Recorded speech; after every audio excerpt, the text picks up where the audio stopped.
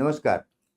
13મી નવેમ્બરનો દિવસ world kindness day એટલે કે વિશ્વ દયા દિવસ તરીકે આખા વિશ્વમાં ઉજવાય છે. આપણે તો મૂળ ભારતીય પરંપરાના લોકો છીએ એટલે આપણામાં દયાભાવ તો કુદરતી હોય, પણ સમયાંતરે થોડો બદલાવ આવતો હોય છે.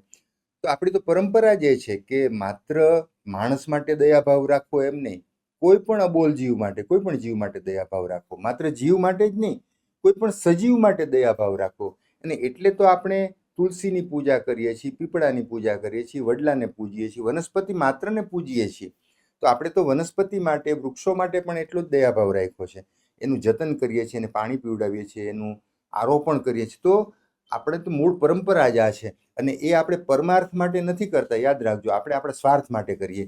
જેટલા સદગુણો મનમાં વિકસાવશું, દયાભાવ જેવા સહિતના કેટલાય, તો એ આપણા સ્વાર્થ માટે છે. એનાથી આપણું મન તંદુરસ્ત રહેશે, એનાથી આપણું તન તંદુરસ્ત રહેશે. એટલે પરમાર્થ છે ને એ મોટો આપણો સ્વાર્થ છે. તો આપણા સ્વાર્થ માટે પણ પરમાર્થ કરીએ.